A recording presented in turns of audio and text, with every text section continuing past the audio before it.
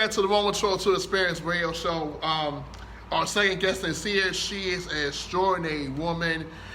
She has supported me at Path to Greatness for the past couple years. Was on my guest list this year, being a guest on my show this year. She's on my wish list. And she is doing amazing things. Now we are family now. Let's welcome Miss T. Goodwin. How are you? I am great. How about yourself? I'm doing excellent. I'm finally have you here. It's an honor. Yes, finally made me here. Yeah, so how was your week? How was everything? It was productive, just trying to stay cool. It's hot outside, y'all. So drink a lot of water, stay hydrated, keep your ear on, budget your electric this month. It's going to be kind of high, but, just staying productive and try not to let the things that is going on in the city affect the things that I'm doing. Because we know the city that we live in is going through a lot of trauma, it's a lot of chaos, and it's easy for those things to kind of deter you to do the things that you want to do. So, just staying positive and stay surrounded by amazing people. That's all I can do this week. Just keep going. So your cousin, my wife said she would seen that shirt. So Fatima. Yeah. This shirt came from a long, long way. I don't know. You can borrow it though. So we'll go back and then we'll go forward about what you do now. So who is Miss T. Goodwin? Oh man, only child raised in the uptown area of Philadelphia. Someone who was a creative at a young age but didn't know how to tap into that. I felt like I was forced to be a creative. But now that I'm older, I kind of see all those little things my mom was showing me as a kid. But just one who is always striving to be the greatest at what she does. Like I said, not letting these outside things deter me from being productive, being successful, because it's easy to surround yourself by individuals who claim they want to see you win but don't want to see you win. So it's unfortunate that we have to filter those kind of individuals out. But I just always just been great at what I do. I know a lot of people, I do a lot of things, and I'm just honestly blessed to be in the space that I am in now. Never thought that I would be in this space. Went to school, went to magnet schools all my life, went to college. Me and LeVon went to Westchester together. School champions. We went to Westchester together, and I went to St. Joe's to get my master's, and I was like, do I really want to get a doctorate degree? And I was like, no. So my whole background is health education, public health. So I worked in corporate education, nonprofit education, and now I have contracts with nonprofits here in the city that do victim services. So I'm still in that field, but still doing what I love to do, in my business. So what was your journey? You say you went to magnet schools all your life. What was that like? Magnet school was magnet school. It wasn't like, of course I didn't go to like the quote unquote neighborhood schools, right. That, some of my friends may have went to. I went to Prince Hall Elementary School. If anybody's familiar, that's in the West Oak Lane area. Then I went to Hill Freeman Academy, which is no longer Hill Freeman Academy anymore, right in Mount Airy off of Stanton Avenue. And then I went to Bodine for high school, which is also a magnet high school up there with the Mastermans and the Centrals and the Girls High, y'all. Don't forget about us. We smart over there. But actually, magnet school showed me things that I probably wouldn't have seen in public school. Being around friends who went to public school, I was already exposed to those type of things, But when I went to high school, I went to an international high school where they taught 5 languages, we learned a lot. They took an annual trip every year out the country. So it really kind of pretty much exposed me, and it prepared me for college. So that when I got to college, the transition wasn't as bad.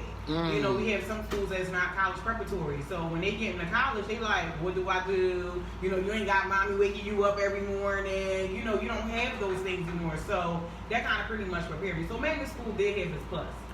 So you went to Western University School Champions. Go Rams. Yes.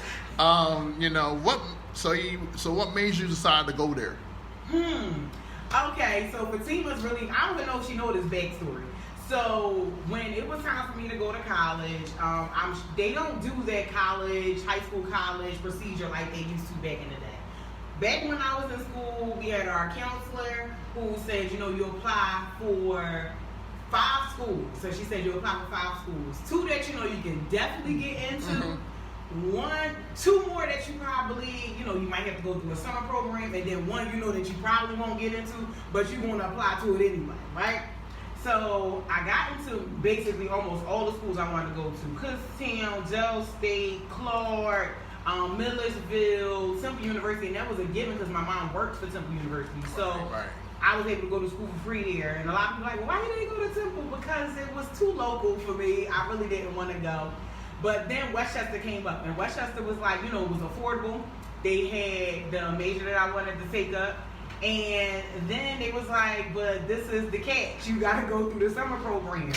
And I was like, I don't know if I want to go through the summer program. Was it ADP? Yes. Okay. I was like, I don't know if I want to go through the summer program. Like, this is my summer before I go to college. Like, I don't want to go. And then it was so funny because the time that they wanted me to come up to Westchester, from the time that I graduated, was probably like a week time span. And I'm like, y'all really want me to sacrifice my whole summer to come up here? And then Lisa was like, go. You got to go. Like, that's where I went, And she was like, no, I went through the summer program too. She was like, you going to like it?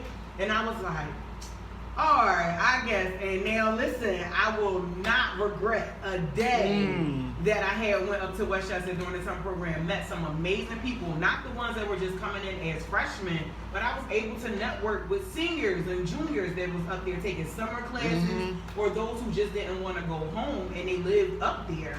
So those 4 years of my life was the best 4 years. If I could go back, I would. Not to pay any money, y'all, but just to go up there and just have that same experience with all the people that I met up there. Like, some of us are really still, like, tight. So, it was a good experience. Yeah, so I think you have I have the same story. So I went to Rossville High School, and I got accepted. My mom was like, they back in the day, my mom got a letter. She was like, you go to summer school. My mom sent me to summer school. Like, I graduated from Rossville on Thursday. I went the rest of the 10 days later. So I was there. So I didn't go ADP. So I went. I say in a normal dorm. I had my roommate. I took 2 classes. I took American history and sociology. It's kind of undergrad courses. Right. So I had one at 8 o'clock and one at 10:20. I was done at 12:40.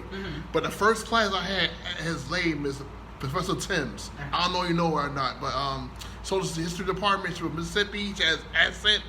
She was probably one of the best professors I ever had. Wow. Ever. So I'm like I'm numbered. Like I'll sit in the front of the seat the first day, and me and her connected because she saw something in me, So wow. so I tell you, like, those 4 years was a breeze. But I'm still connecting people today outside of Westchester. Like I about knew one there. They went there, but I didn't know until I left. I see what they doing. Like, okay, school champions. Okay, you know what I mean?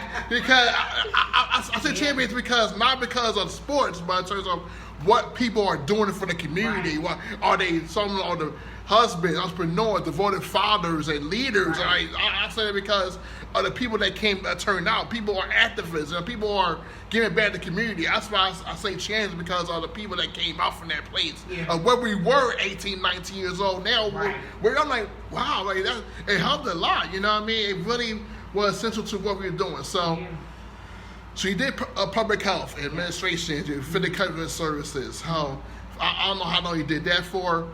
Where did the shift begin for you being a creative and creator and a brand?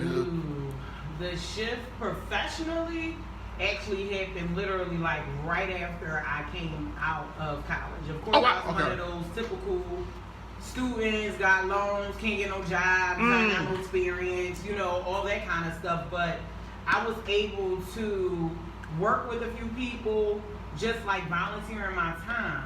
And I tell people all the time, everything that you do don't always have a dollar amount attached to it. Right. So I was grateful to be in those kind of spaces with those individuals and not getting paid for it, but the experience and the people I was able to network with, value was way more than they could have ever paid me. So I was tapping into those kind of things. I had always been kind of doing like events and that kind of stuff, even as a younger adult, before I even got to college, in my church, at my school, planning stuff with the senior advisor, all that kind of stuff. So I always kind of had some experience. Professionally, it switched over in about 2008. Yeah, 2008, a little later in 2008, I was just about to start grad school, and I was like, what can I do for some little extra dollars or whatever? So I had partnered up with a couple people I know that do events and stuff like that, so I was doing events. And that's when I was working at Carson Valley Children's Aid. I was a site director at Whittier Elementary School. So I was there for about 5 years until my godfather, who worked at Lincoln Technical Institute, was like, a job just opened up. The only thing is that you want to work with a whole bunch of men, because they already, it was the automotive schools. I was like, the heck with it, like, I don't care. So I always said I wanted to get into higher ed. So I was like, maybe this is kind of like a little stepping stone. So I used it as a stepping stone, and from there I was the coordinator there in the education department. So I was putting together the graduations, the events, all that different type of stuff. So it was like really preparing me professionally for what I do now.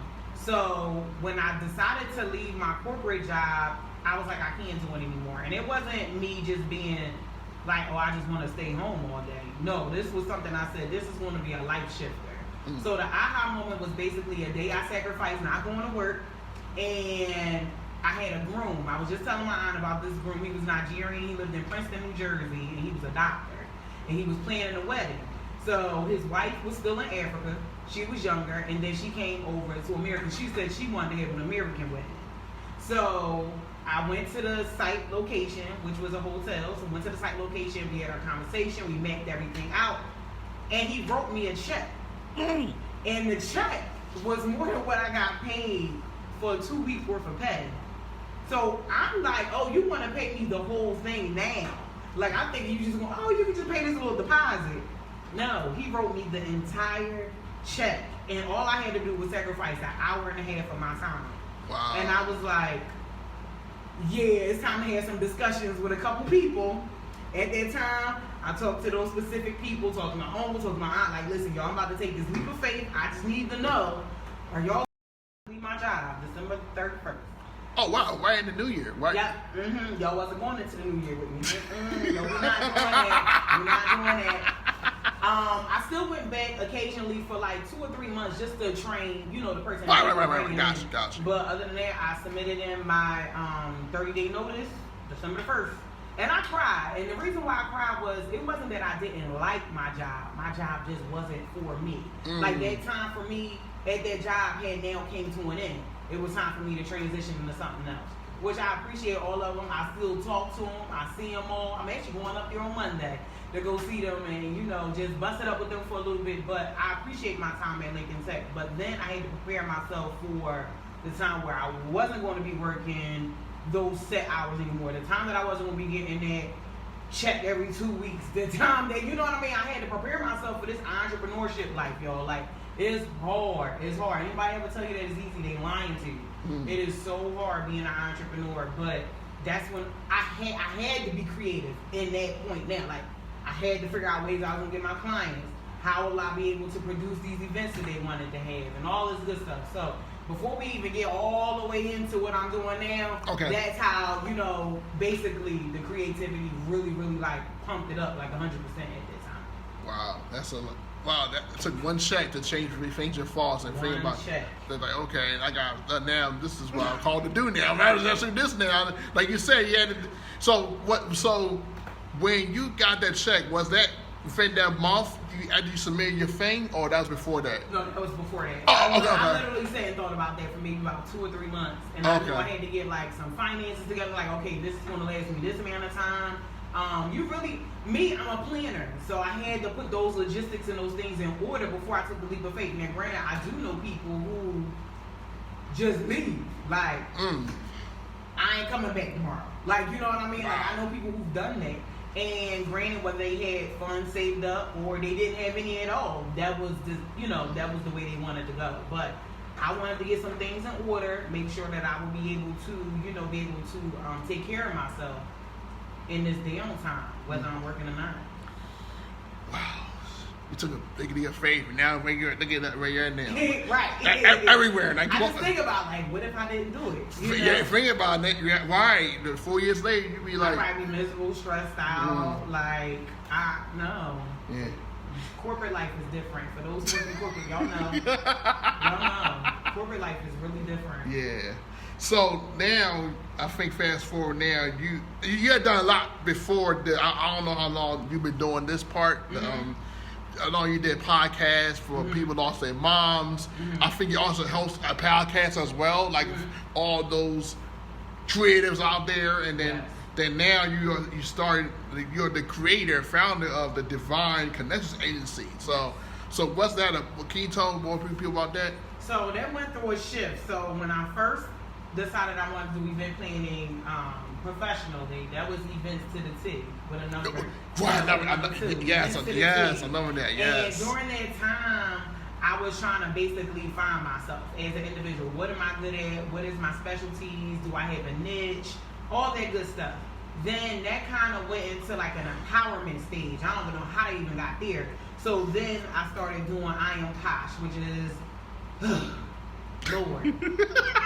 It is a great place to be. I just always want to empower, or I don't want to say empower because that's a word that gets overly used. So just continue to pour into others, but then not to forget myself, because I have to pour back into myself. I can't pour from an empty cup. So I Am Posh stands for pushing obstacles and still hustling. Those who think that they can't do it, like you can work a 9 to 5, work a business, be a mom, and still be successful. True. You know, people think, oh, I can't do it because I'm tied up doing this or I'm tied up doing that, and that's not the case. So I still motivate people under that platform. And then we turned into the Divine Connections Agency. I said there's no need for me to have separate businesses and they can all come together. So that's when I decided to create the Divine Connections Agency. When I started that, I was still doing events for other individuals, specific types of events like networking, conferences, seminars, workshops, that kind of stuff. And then had the empowerment side, but then that's when I started getting more into my branding side. But branding I've always been doing that ever since I was a kid. So I always tell people when I was 8 years old, my mom bought me my first computer. Okay. Humpback desktop computer. Y'all know how we used to have our computers back in the day. And I'm like, at 8 years old, what am I going to do with a computer? Like, I'm just probably learning how to write probably about a few years prior to that. So what am I doing with a computer? So, in the 3rd grade, I was typing up my homework, typing up projects, being extra on projects, like bringing in neighbors to bring mechanics in and all this other stuff. And I'm like, why am I doing all this in the 3rd grade? When I went to middle school, I was writing thesis statements. I was doing 20-page papers in the 7th grade. But that's that magnet school stuff, though. Magnet school stuff. Wow. It was really like preparing me for the things that I had to do. So when I thought about how creative I am now, I said, my mom knew exactly what she was doing when she handed me that computer and said, be creative, because that's how I am now. Like, I'm super creative. I'm over the top, being extra, like how she used to make me and everything else. But I appreciate that time it took to get me where I am now. You know, like, that's what I'm like, we talking about 94, 93, I was typing up homework. Like, who does that? Like, you know, so the Divine Connections Agency is an agency where me and my team assist brands and businesses in finding brand identity and brand purpose through digital marketing and creative content. So that's what we do, whether it's the visuals, like people's logos and flyers and things of that sort, all the way up to photography, videography, production. So that's what we do. And like you said, I have a podcast called Purposely Bossing Up, which is on all podcast platforms. And then I also have a network, a community, I will say, of women who have lost their mothers called the White Rose Society. I figure there's no way I'm the only, technically, of course, I knew I wasn't the only one, but, you know, it has to be a place where women of all ages can come together and kind of embrace one another, support one another. And that's when I created the White Rose Society, which is a Facebook group. So you ain't thought about doing an event for that, like soon, like maybe down the line for those moms? I know, yeah, do like as person event, like a sudden, like you know, like have a support group, actually have them meet in person, you know, and then also absolutely yes, because a lot of things we've been doing is virtual. Yeah. We do have like a kind of almost like a directory where, you know, those who live in those specific areas can, you know, assist if anybody needs anything. Like if a daughter may have just lost her mom and maybe 2 weeks later she's cleaning out her mom's house or something. So if someone needs support, they'll be able to reach out to one another and be there for them. Or those who haven't been to the cemetery in a long time need support. They can go and do that as well. I'm actually in the process now of turning the White Rose Society into a foundation. So then that way we can be able to get funded from the state and then connect ourselves with other organizations like funeral homes and grief counseling and estates when people, you know, pass on and all the other stuff. It's a lot of things, of course, we're not told because we haven't been in those shoes, so we don't know what to do. And it's unfortunate that some of us had to learn the hard way, but then it is something that, you know, have some experience that can kind of tell you what to do. So it's a blessing to, you know, be able to create a community of women who can just be there for one another. Some days we don't talk in a group for days because you know, but then when we get in there, you know, we're sharing good news, or somebody might say, you know, y'all, this week it was real trying, you know, like I had a thought of my mom even though she passed 25 years ago. You know, so it's like it's a good way to network. It's been 25 years? Not for me. Okay. But for somebody else. Okay. You know, it might be 25 years for them. Or some people I know are new, like a month ago, 2 weeks ago. You know, so it was a blessing just creating that. God said do it, and I did it. So right, we got to do that for youth, young people, because like y'all young people lost their moms, like maybe cancer, COVID, you know what I mean? Anything. Gunshots, you got because if they don't get that support right then and there, they're going to like go to deep depression, most of them, you know what I mean? Then rebel, then like they don't know how to express those thoughts, those feelings, and emotions, you know. So I think that's something great. I would definitely promote that, especially our young people who lost someone. Oh yes, because absolutely. because you know, because it's hard, like losing a family member, you know. So you know, I mean, you lost your mom, you know, and I don't know you like that, you know, for that family now, but I know it's a hard. I lost my dad, so so it was a hard ordeal, you know. I'm going through that, you know. It's hard losing a parent, even if you and your parent don't get along. It's different when they're not there no more. Right. You know what I mean? Feel about like, you can be mad as a kid. My mom won't let me do this, or my dad won't let me do that. Feel about okay. But then when they going, it's a different ballgame. Get one mom, one dad. That's it. You know, you're one. You know what I mean? You got to like in their flowers while they living now. And teach them forget it. Let it go. So, let it go. It's not you can't hold on to grudges. You got to let it go because you never know. You never know. You don't. Yeah. So you do a lot. Absolutely. I am a Jill of all trades. I like that. I like you to say. I just say people say Jill. I caught that. Say Jill all trades. Jill of all trades. So, what do you do for self-care? Oh my gosh. Because you do podcasts. Oh my goodness. All this. You do a lot. Like a lot, and it becomes draining. And I think the biggest form of self-care for me was learning the word no. People have to understand that no means next opportunity, but no is also a complete sentence. It's the same word in every language. No. Learn the word no. And that was something I had to learn over time because I was a caretaker at the age of 8 when my mom got injured on a job. My mom was working at some university in the mental health department, and a patient took her arm and twisted it. Gave her permanent nerve damage on the whole right side of her body. Right? And she had to learn how to do everything again. Hold utensils, hold a cup, or, like do her hair. She had to learn all these things all over again.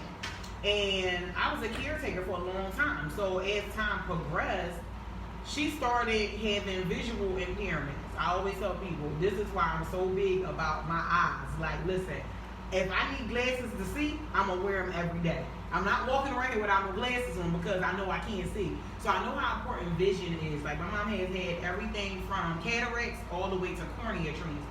anything in between, she had. So at a young age, I had to learn how to drive. So, you know, you out here, people get your permits when you turn 16. I had mine when I was 14. Wow. I had to get it legally signed off, notarized, everything, like, because my mom couldn't drive no more. So she had days where she could see and some days where things would be fuzzy. So I had to learn how to drive at an early age, and not saying I didn't have time to grow up and understand who I was as an individual, but it was hard. So as time went on, and she had passed on, I like punished myself for a long time. Like, dang, I did all that, and this is what you can give me, God. Like, you weren't looking out for me. Like, you know what I mean? Like, and then as years went on, I had to think about it. Like, God did me a favor when He took her back. Like, He released all that pain I had. I didn't have to take care of my mom. And I thought about, like, we're talking about 2009, my mom passed away. So we're talking about, what, almost 13, 12 years. And I'm like, if she was around, I probably could be still taking care of her. I probably wouldn't be able to do the things that I'm doing now, you know, because I'm thinking about, I got to help her. I got to make sure she doing what she has to do and stuff like that. Then I took care of my grandmother. I took care of my great-grandma. I was taking care of my uncle, all at the same time. I'm the go-to girl. Everybody come to Tijania to need, you know, help with doing things, which I don't mind, but after a while it became so exhausting. So I always give this kind of metaphor, like, you know, when you look into the mirror and you see yourself, when I looked into the mirror, I saw me and other people, because these were all the other people I was taking care of. I didn't know who I was as an individual. So now I'm in that space now that I can see just myself in the mirror. I can take care of myself. But no was definitely one of the biggest things I had to learn how to do. No, if somebody else can do it, they can go ahead and do it. No, I can't do it right now. I can do it at another time. But I also do a lot of meditation. I do a lot of reading. You know, I'm not in school anymore, but you're always a forever learner. That's so, true. you know, you have to do things to keep your mind going, your brain cells going. So reading, I always encourage people to read. I go get massages every other month, you know. I do, like I said, meditation, and I pray a lot. I pray a lot. Got to. Your faith is what gets you where you need to go. That's right. So if you don't have no foundation, how are you supposed to prosper in life? How are you supposed to have good relationships with people or anything like that? As they say in the church, you take it to the altar and you leave it there. Leave it here, okay? Don't come back home and worry about it. You just took it to your dad. You just took it to God, right? Right. Be worried about it, like, dang, I don't know if I'm gonna have this $5. They was supported to go on altar for it. Right, like you have to really take it to the altar and leave it there. Right. Leave all your worries there.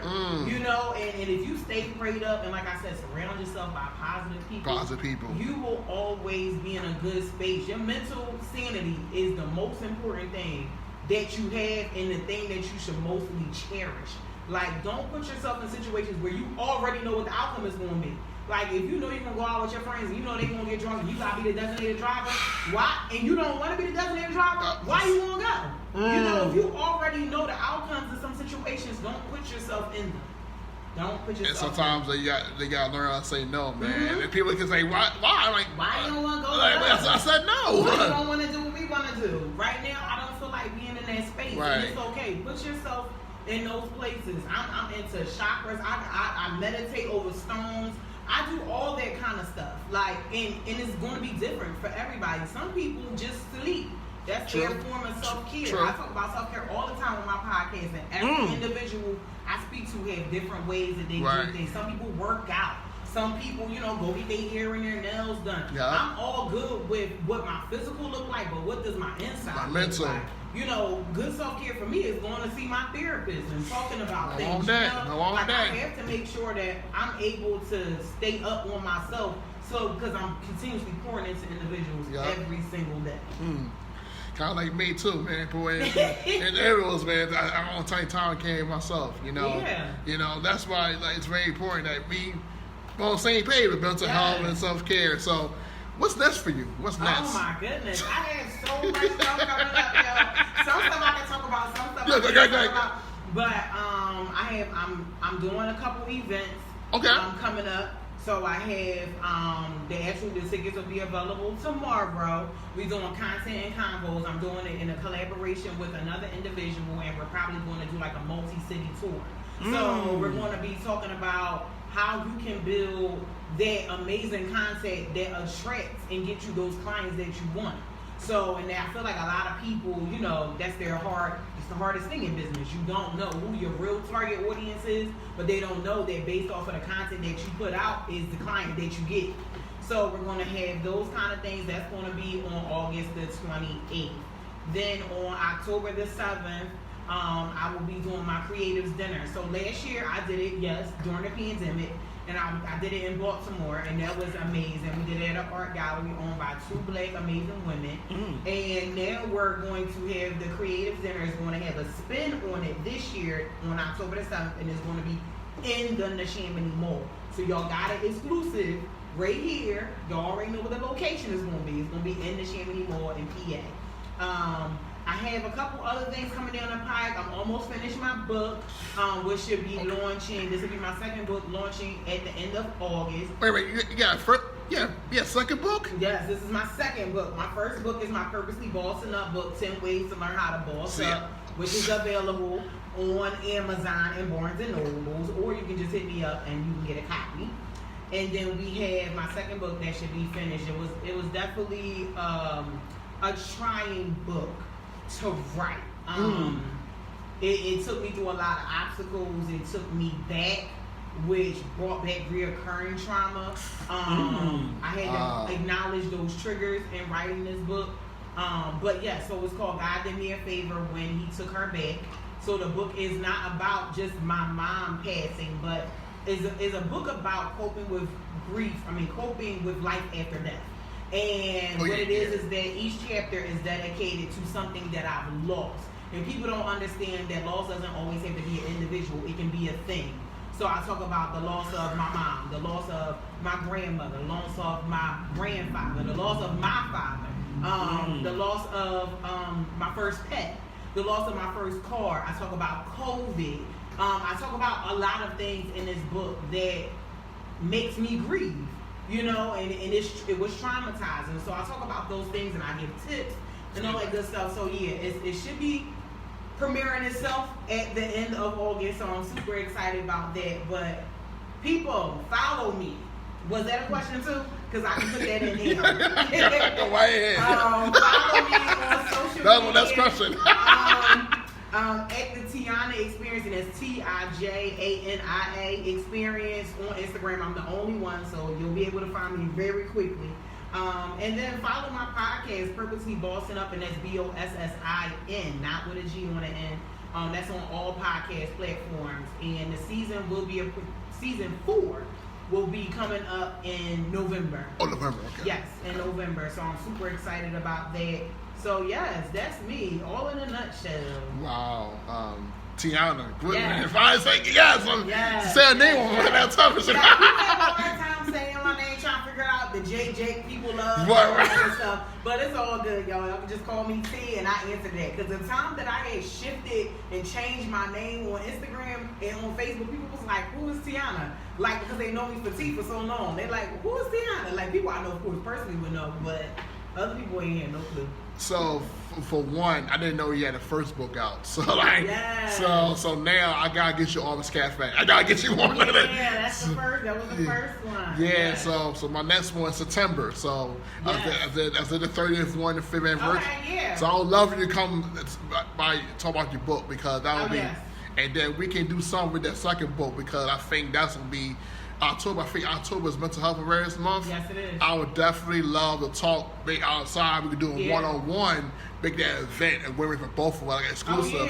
Absolutely. You know what I mean? Because it's so hard. I think that would be exclusive, because I'm very passionate mental health, and I definitely want some youth in the room. You know what I mean? Like, so, and then it does. So we'll talk about that, because you gave me an idea. It be like that. See, the mind of a creator. Yeah. It's crazy. It's so crazy. Because sometimes I just want to turn it off for a second. Yeah, I'm like, what? And it's just not like, even when I'm meditating and I'm like in my zone and with my eyes closed and everything, ideas come off. Dang, thing, and I'm like, oh, come on now, not while I'm meditating, like, come on.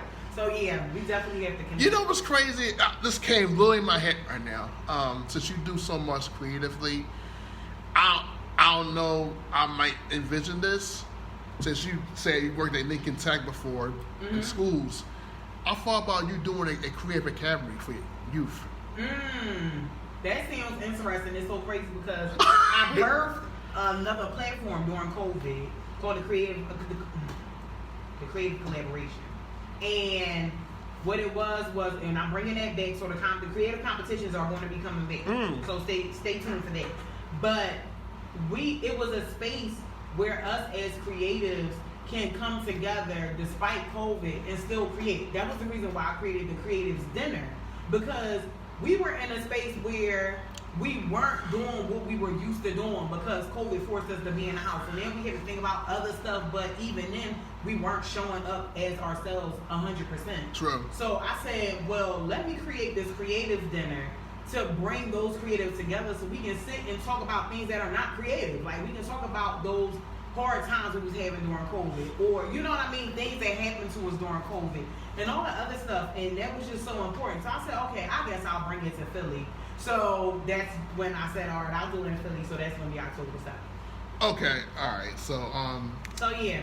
We were talking about some things doing that collaborative and putting some things together, scholarship-wise, all that kind of stuff, mentorship program, all that good stuff. Yeah, because we kind of think alike, because I think about for that summer, while I'm trying to do that summer, have you part of it, other people that have been supporting. Oh, yeah, we can definitely put some things together. Because one thing about Philly is that a lot of people do things by themselves, and it sucks because they don't know the power of collaboration. And it's not that, you're going to have some people that just want to collaborate because it's who you are or the people that you're connected to. But when you are very strategic on who you partner with, you're not going to have those issues.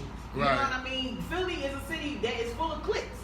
It's cliquey. It's very cliquey here. Very true. But you as an individual, and then if you know other brands that, you know what, our missions are kind of the same, our purpose is kind of the same, we align with one another, you can do things together, and that pushes everything together, and then you can do things for the greater good. Wow. But yeah, like it can definitely be done. A lot of creatives can come together and do something like that. Wow. So, like I said, you've been supporting me for years, before you even married your cousin. So, so now we close now. So now I feel like I'm more again. I got to know Tijania today, instead of T. So thank you so much for being part of the show. It's been a business on mine for a year now. I have you on my show. So I know you do amazing work, and I have come checked out podcasts with the mom. So I did come to your Facebook Live. I actually watched some of those. It was really inspiring. So but you might see her again down the road with a new book coming out. The first one, also the creators. Let me know when that date. I'm gonna announce it, because we're gonna do some work together. So, so for those who are watching, my wife, thank you so much. For those who are watching, thank you for joining us. Support her because she's doing amazing work. She's very creative and very outside about what she does, and she loves what she does, and that's her purpose. That's her lane. That's her strengths. You want to need creative. Go to Tijania. So to go to her, I will refer you. I will refer you. I will spread the word because there's so many things that she can do, bring that thing out of you that's been dying to get outside of you. That's something you gotta be passionate about. You wake up in the morning and be excited about. Exactly. You got to get excited. That you're not excited, that'll come right in and make you sad. You got to speak life for yourself. So today's gonna be a good day. So. Like I said, favorite joiners of watching the show. Enjoy the rest of Saturday. Stay cool.